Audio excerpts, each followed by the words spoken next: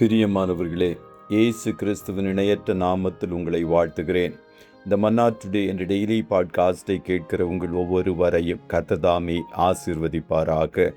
2 தெசலோனிக்கேயர் 3வது அதிகாரம் 13வது வசனம் இப்படியாய் கூறுகிறது: சகோதரரே, நீங்கள் நன்மை செய்வதிலே சோர்ந்து போகாமல் இருங்கள் என்பதாக. நன்மை செய்யுங்கள், டூ குட் என்ற தலைப்பின் கீழ் இன்றைய மன்னாவை தியானிக்கப் போகிறோம். அதிக சோம்பலான நாடுகளில் இந்தியாவும் ஒன்று என்று சொல்லப்படுகிறது. சில நாடுகளில் காலை 10 மணிக்கு மேலாகத்தான் மக்கள் தூங்கி எழுந்திருப்பார்கள். நாமும் பல நாட்களில் 10 மணிக்கு மேலாகத்தான் படுக்கையை விட்டு எழுகிறோம். காரணம், சோம்பலை விரும்புகிறோம்.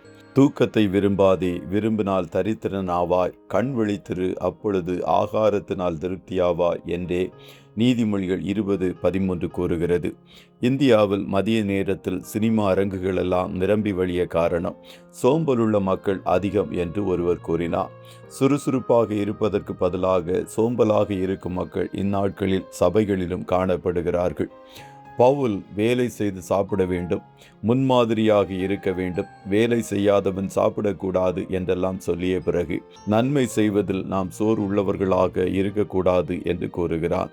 பேச்சை குறைப்பீர், வேலையை பெருக்குவீர் என்ற வாசகம் நாம் அனைவரும் கேள்விப்பட்ட ஒன்று.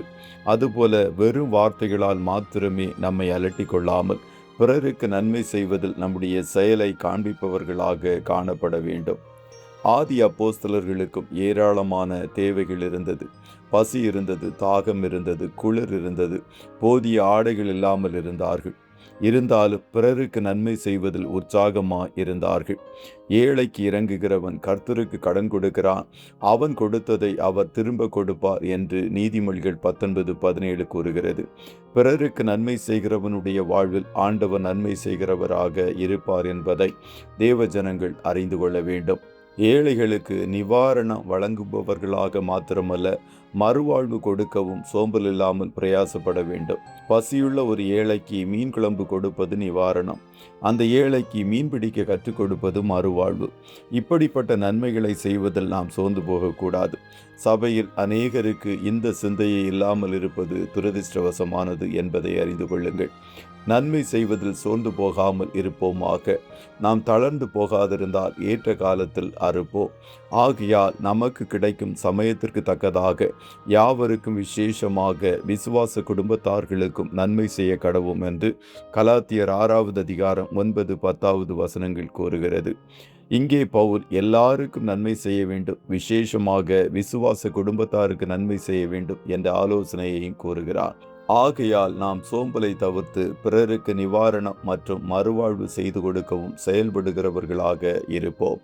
கர்த்தர் தாமே உங்கள் ஒவ்வொருவரையும் ஆசீர்வதிப்பாராக. ஜெபம் செய்வோமா? நல்ல தகப்பனே, உம்மை நன்றியோடு துதிக்கிறோம்.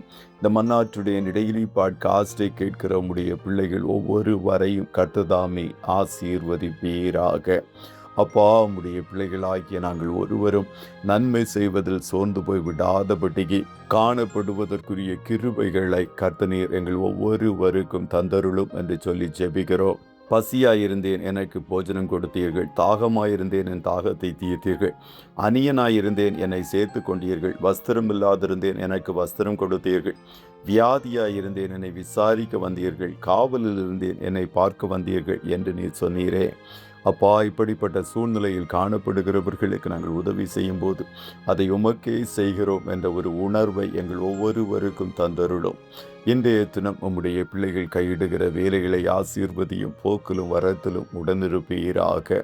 உன் கைகளின் பிரயாசத்தை நீ சாப்பிடுவாய் என்று வாக்கு கொடுத்த தேவன், இவர்கள் கரங்களின் கிரியைகளை வாய்க்க பண்ணுவீராக. கண்மணி போல காத்தருளும். ஆட்டுக்குட்டியானவருடைய இரத்தத்தின் பாதுகாப்பிற்குள்ளாய் ஒவ்வொருவரையும் கொடுத்து இயேசுவின் நாமத்தில் வாழ்த்தி ஜெபிக்கிறோம் நல்ல பிதாவே. ஆமென்.